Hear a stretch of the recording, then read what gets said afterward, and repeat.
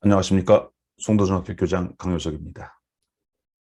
오늘은 우리 송도중학교의 굉장히 심각한 문제를 명확히 말씀드리고자 오늘 이렇게 기회를 또 가졌습니다. 오늘은 주제가 한 가지입니다. 인근에 있는 재물포고등학교. 얼마 전에 이전을 요청했으나 반대가 많아서 지금 현재 취소되는 상태죠. 물론 좀 더 논의를 더 하신다고 했습니다. 근데 이렇게 재물포고등학교 이전과 송도중학교의 문제는 굉장히 다르다 하는 것을 말씀드리고자 합니다. 이 지역에 있는 인문계고등학교의 문제와 이 지역에 있는 중학교들의 문제는 굉장히 차이가 있다는 것을 명확히 말씀드리고자 이렇게 시간을 갖도록 했습니다. 먼저 생각해 보시죠. 이 인문계고등학교의 경우는 그 학생 수는 인근에 있는 학생 수, 즉 인근의 중학교 학생 수에 비례하는 것이 있죠. 아무래도 있죠. 그러나 기본적으로 인문계고등학교의 경우는 인천 전체에서 지원이 가능합니다. 공동학군이라는 것도 있고 그래가지고 말이죠. 다시 말씀드리면 그 학교가 얼마나 입시 성적이 좋으냐 또는 차별화된 특화된 전국적으로 특화된 좋은 교육과정을 운영하느냐에 따라서 얼마든지 인천 지역에서 지원이 가능하다라는 그런 상황에 있습니다. 따라서 그 지역이, 즉 그 고등학교가 놓이는 지역의 인구가 준다고 하는 것과는 물론 영향은 있으나 그게 직접적인 영향이 될 수는 없습니다. 기본적으로 그렇게 되어 있습니다. 반면에 중학교의 경우를 말씀드리죠. 중학교는요, 인근에 있는 초등학교 출신 아이들만 지원할 수 있습니다. 근거리 배정을 대원칙으로 삼고 있습니다. 초등학교 졸업한 어린아이들이 먼 곳까지 가는 것 허용하지 않겠다라고 하는 기본적인 얘기죠. 교육청의 그런 지침, 방침, 교육부 차원에서 그렇게 하고 있습니다. 따라서 중학교의 경우는 인근에 있는 초등학교 졸업생들 중에서 이렇게 배정을 받게 되어 있는 그런 형태로 되어 있습니다. 간단한 예로 하나 말씀드릴게요. 신흥초등학교 인구가 굉장히 줄었죠. 학생 수 굉장히 줄었죠. 학급 수 굉장히 줄었죠. 어쨌든 신흥초등학교 남자아이 얘네들이 지원할 수 있는 학교는 몇 개냐? 인근에 있는 중학교 3개입니다. 3개 중에 하나를 지원하게 되겠습니다. 1지망, 2지망, 3지망. 다른 초등학교는 마찬가지입니다.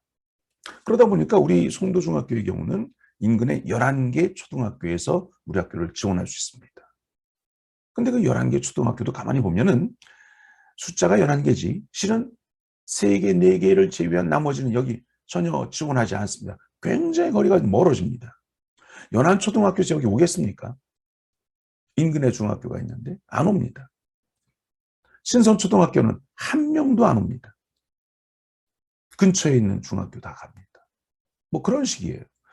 근데 우리의 경우는 워낙 인구가 원도심이라서 급감하고 있으며 따라서 학생 수도 급감하고 있고 초등학교의 학생 수가 완전히 줄다 보니까 당연하게 우리 중학교 규모도 당연히 줄어들 수밖에 없는 상황이다.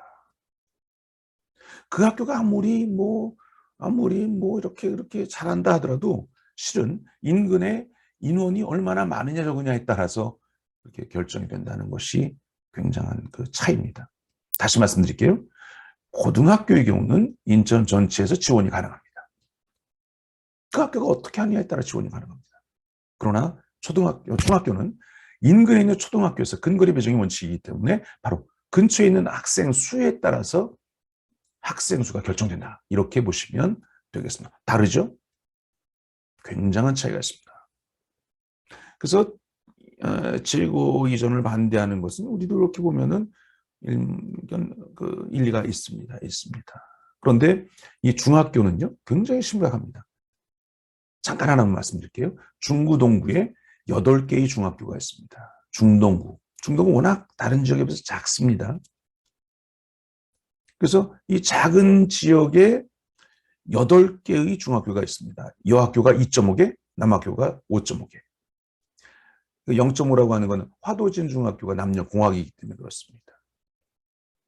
즉, 요 중부 동부 지역 전체 중학생 숫자의 반이 여학생이지 않습니까? 그걸 2.5개의 여자 중학교가 다 커버하고 있습니다. 반면에 똑같은 반수의 그 남자 학생들을 5.5개의 중학교, 남자 중학교가 커버하고 있습니다. 따라서 숫자가 적죠. 학급당 배정되는 숫자가 적을 수밖에 없습니다. 구조상 그렇습니다. 우리 송도중학교 1학년이요. 한 학급당 12.7명입니다. 12.7명이요. 상상되십니까? 인근 중학교 선생님들 얘기하십니다. 인근 중학교 교장 선생님도 말씀하십니다. 야, 너네 학교는 미래학교구나. 미래학교입니다. 12.7명입니다.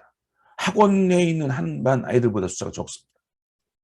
애들도 만족도가 좋고요. 선생님도 가르치기 좋죠. 문제는요. 그러다 보니까 학급수가 줍니다. 내년에 한 학급 또 줍니다. 지금 17개에서 16으로 줄게 되어 있습니다. 선생님 2분을 감축해야 합니다. 쉽게 잘라야 합니다.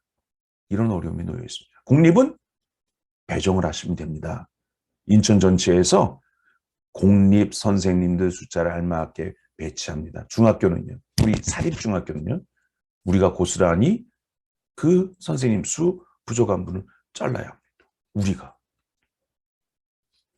굉장히 어렵습니다.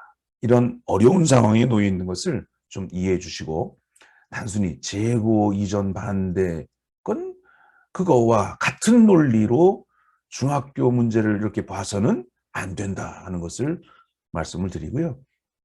또 하나 말씀드리면 중학교 숫자가 적어질수록 집중적으로 지원이 가능합니다.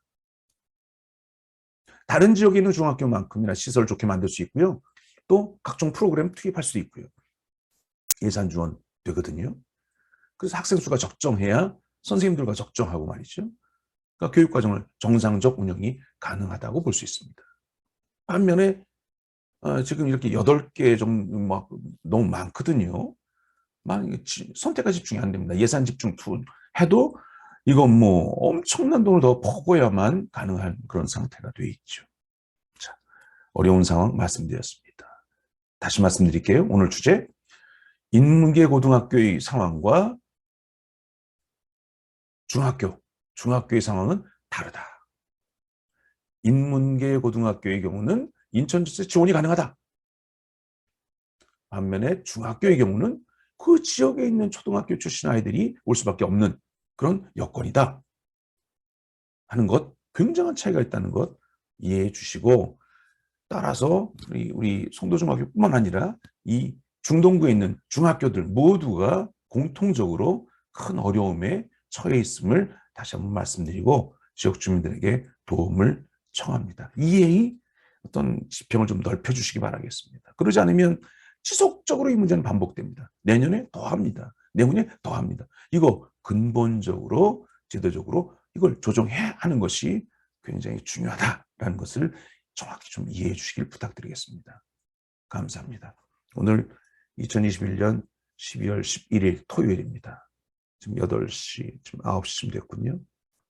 답답해서 또 이런 말씀을 또 드리고자 이 자리를 마련했습니다.